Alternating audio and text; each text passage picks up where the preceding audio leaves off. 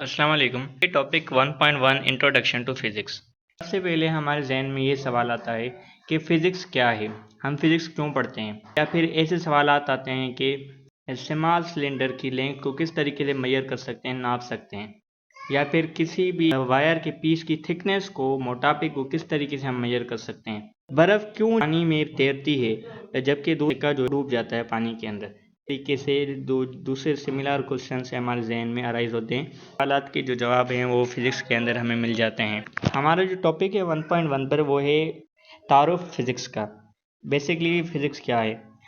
Physics जो बुनियादी science में से और पुरानी साइंस में से एक साइंस है, और जो लास्ट साइंस है वो जो दर हकीकत क्या है, हमें बताता है कि हमें फैक्ट्स के बारे में पढ़ना है, हमें ऐसी इन्फॉर्मेशन को कलेक्ट करना है जो कि ऑब्जर्वेशन करने के बाद उसको हम जाहिर करें मैथमेटिकल वे में। यानी कि आप किसी भी चीज़ को ऑब्ज़र्व करो और उस ऑब्ज़र्वेशन के बाद जो आपने चीज़ें गेन की हैं उसको मैथमेटिकल वे में उसको रिप्रेजेंट करें।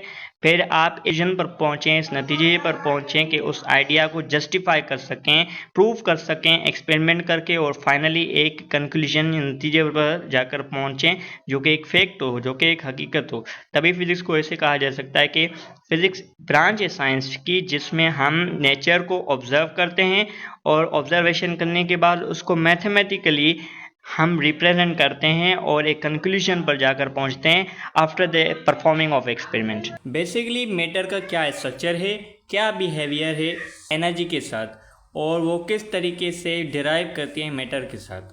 फिज़िक्स जो है नेचुरल साइंस की ब्रांच है जिसमें हम स्टडी करते हैं मैटर के बारे में, उसके मोशन के बारे में, उसके बिहेवियर के बारे में, स्पेस और टाइम के हवाले से, और तमाम वो एंटिटीज़, उन तमाम चीज़ों के बारे में पढ़ते हैं जो कि एनर्जी और फोर्स के साथ रिलेटेड है, कनेक्टेड है। फिज़िक्स बुनियादी फंडामेंटल साइंटिफिक डिसिप्लिन्स में से एक डिसिप्लिन है और जिसका मेन गोल ये है कि इस चीज़ को समझ सके कि यूनिवर्स किस तरीके से बिहेव करता है। इम्पोर्टेंस जो फिज़िक्स की रहती है कि इसमें उसके लॉज में, जिसके नतीजे में पूरी की पूरी कायनात जो है चलती है उन लॉज को फॉलो करते हुए, चाहे वो से लेकर लार्ज गैलेक्सीज तक है, या फिर एक्सपेरिमेंट्स की बात कर लें, चाहे वो घर में परफॉर्म हो रहे हैं या फिर लार्ज स्केल एक्सपेरिमेंट्स जो हैं लैब्स के अंदर परफॉर्म किए जा रहे हैं। इन तमाम के अंदर हमें फ़िज़िक्स की इम्पोर्टेंस का पता चल जाए। यही बात फिजिसिस्ट की जो फिज़िक्स को पढ़ते हैं, स्टडी करते हैं, उनकी टू कैटेगरीज है, एक थ्योरेटिकल फिजिसिस्ट और दूसरे हैं एक्सपेरिमेंटल फिजिसिस्ट। थ्योरेटिकल फिजिसिस्ट उनको कहा जाता है जो कि नेचर को ऑब्ज़र्व करते हैं, उसकी मिस्ट्रीज़ को सॉल्व करने के लिए जो जो उनके पास इंफॉर्मेशन अवेलेबल होती है उनको इस्तेमाल करके अपनी थ्योरीज़ को पेश करते हैं और उन थ्योरीज़ को रिप्रेजेंट करने की कोशिश करते हैं मैथ के ज़रिए से, कैलकुलेशंस के ज़रिए से। ऐसे फिजिसिस्ट को कहा जाता है थ्योरेटिकल फिजिसिस्ट। वो फिजिसिस्ट हैं जो कि ज़्यादा दिलचस्पी रखते हैं इन तमाम थ्योरीज़ को अप्लाई करने पर, एक्सपेरिमेंट करके। ऐसे फिजिसिस्ट को कहा जाता है एक्सपेरिमेंटल फिजिसिस्ट। जब से यूनिवर्स या फिर कायनात की शुरुआत हुई है तब से कायनात का जो स्ट्रक्चर है, जो बनावट है, वो बिल्कुल स्ट्रेट फारवर्ड रही है, बिल्कुल आसान रही है। अगर क्लासिफिकेशन की बात करें, उसकी किस तरीके से ग्रुप बंदी की गई है, बांटा गया है, फिजिसिस्ट ने यूनिवर्स को एक्सप्लेन करने की कोशिश की। उन्होंने फिज़िक्स को क्लासीफाई कर दिया है, ग्रुप बंदी कर दी है उस ब्रांचेस के अंदर, ताकि उसकी को अच्छे तरीके से पढ़ा जा सके। कुछ मेन ब्रांचेस फिज़िक्स की ये हैं: mechanics, thermodynamics, electricity, magnetism, atomic physics, optics, sound, nuclear physics, particle physics, astrophysics, plasma physics और जियोफिज़िक्स। मैकेनिक्स फिज़िक्स की वो ब्रांच है जिसमें बॉडीज़ जो कि ऑब्जेक्ट्स हैं उनके मोशन के बारे में स्टडी करते हैं, या फिर उनके लॉज के बारे में पढ़ते हैं कि किस तरीके से मोशन कर रही है कोई भी ऑब्जेक्ट, कोई भी बॉडी, और ग्रेविटेशन के ऊपर बात करते हैं।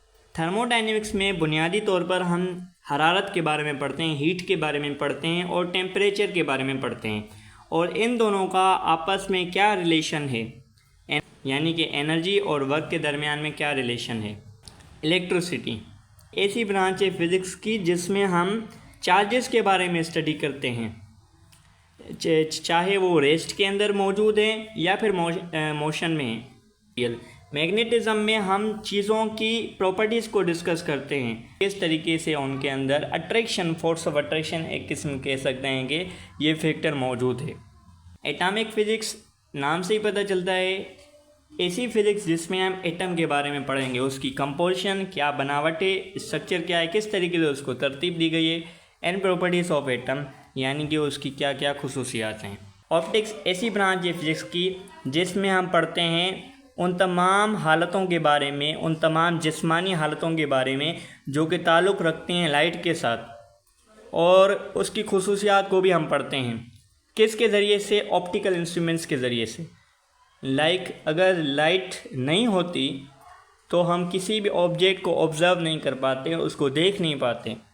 रीज़न क्या है कि जब कभी किसी ऑब्जेक्ट के ऊपर लाइट पड़ती है, रोशनी पड़ती है, तो उस ऑब्जेक्ट से टकराकर रिफ्लेक्ट होती है, रिफ्लेक्ट बैक होती है, जिसके नतीजे में हमारे आई में एक फैक्टर होता है रेटिना, जिसे स्क्रीन ऑफ द आई कहा जाता है। वहाँ पर जाकर इमेज क्रिएट होती है।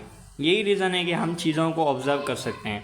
साउंड में बुनियादी तौर पर हम किस तरीके से आवाज़ जो है पैदा हो रहा है, उनकी क्या क्या खुसूसियात हैं, किस तरीके से हम आवाज़ की यानी साउंड की वेव्स को इस्तेमाल कर सकते हैं, अप्लाई कर सकते हैं, इन तमाम चीज़ों के बारे में डिस्कस करते हैं। न्यूक्लियर फिज़िक्स के अंदर हम एटॉमिक न्यूक्लाई के बारे में पढ़ते हैं। पार्टिकल फिज़िक्स के अंदर हम पढ़ते हैं उन तमाम ज़रात के बारे में जिस पर मुश्तमिल होता है एक मैटर, यानी जिससे मैटर मिलकर बना हुआ होता है, और रेडिएशन के बारे में डिस्कस करते हैं, और इन दोनों के दरमियान में क्या रिलेशन है, रिलेशंस हैं, क्या कनेक्शन है, उनके बारे में भी स्टडी करते हैं। एस्ट्रोफिज़िक्स के अंदर हम क्या स्टडी करते हैं? वो तमाम खिलाई चीज़ों के बारे में पढ़ते हैं, खिलाई ऑब्जेक्ट्स के बारे में पढ़ते हैं जो कि खिला में यानी स्काई के अंदर मौजूद हैं। किसकी मदद से? लॉज ऑफ फिज़िक्स की मदद से। ऐसी फिज़िक्स की ब्रांच को कहा जाता है एस्ट्रोफिज़िक्स। प्लाज्मा फिज़िक्स ऐसी स्टडी को कहा जाता है जिसमें हम आयोनाइज्ड स्टेट को डिस्कस करते हैं, मैटर की ऐसी स्टेट जो कि आयोनाइज्ड है, और उनकी प्रॉपर्टीज़ को डिस्कस करते हैं। जियोफिज़िक्स क्या है? जियोफिज़िक्स में हम इंटरनल स्ट्रक्चर के बारे में स्टडी करते हैं, किसकी? अर्थ की, यानी कि अर्थ के अंदर क्या क्या चीज़ें मौजूद हैं। Importance of physics in science, technology and society. Physics की क्या अहमियत है साइंस टेक्नोलॉजी में और हमारे मुआशरे में। हम इसका अंदाज़ा इस तरीके से लगा सकते हैं कि हमारे मुआशरे में हम टेक्नोलॉजी के ऊपर डिपेंडेंट हो गए हैं, और ये तमाम चीज़ें ज़ाहिर कर रही हैं कि किस तरीके से फ़िज़िक्स की अहमियत है हमारी ज़िंदगी में। हमारे पास जो भी इन्वेंशंस मौजूद हैं, मॉडर्न चीज़ें मौजूद हैं, हमारे पास मॉडर्न कंडीशंस जो हम देख पा रहे हैं, ये तमाम चीज़ें जो हैं किसका नतीजा हैं? जो डिस्कवरीज हुई उनके नतीजे में ये तमाम चीज़ें पॉसिबल हो चुकी। ये तमाम चीज़ें, इन्वेंशंस, मोबाइल फ़ोन, टेक्नोलॉजी आप यूज़ कर पा रहे हैं, ये इसलिए कर पा रहे हैं क्योंकि पास्ट के अंदर डिस्कवरीज पॉसिबल हो सकी थी। इन डिस्कवरीज़ की बुनियाद पर ही टेक्नोलॉजी का आगाज़ हुआ। आप देख सकते हैं कि हमारे पास बहुत सारी डिस्कवरीज हो चुकी हैं, बहुत सारी चीज़ों की इन्वेंशंस हुई हैं, लाइक टेलीविज़न, टीवी हम घरों में इस्तेमाल करते हैं, कंप्यूटर्स जो कि आप यूज़ करते हो, स्मार्टफोन्स जो आपके हाथ में है, मेडिकल इंस्ट्रूमेंट्स की बात कर लें, और तमाम बिज़नेस और होम टेक्नोलॉजीज़ जो हमारे घरों में और बिज़नेस इदारों में दिखाई देती हैं, ये तमाम चीज़ें किसके नतीजे में ही हुई हैं? डिस्कवरीज़ की वजह से। आप देख सकते हैं एयरक्राफ्ट, टेलीकम्युनिकेशन जैसी टेक्नोलॉजी का आगाज़ हुआ जिसके ज़रिए से पूरी दुनिया के लोग आपस में कनेक्टेड हैं, जुड़े हुए हैं। ये तमाम चीज़ें किस चीज़ पर डिपेंड कर रही हैं? कॉन्सेप्ट ऑफ फिज़िक्स पर कर रही हैं। यही रीज़न है कि हम जो है फ़िज़िक्स की इम्पोर्टेंस, इन तमाम चीज़ों से हम फ़िज़िक्स का अंदाज़ा लगा सकते हैं कि किस तरीके से हमारी ज़िंदगी में फ़िज़िक्स की अहमियत है।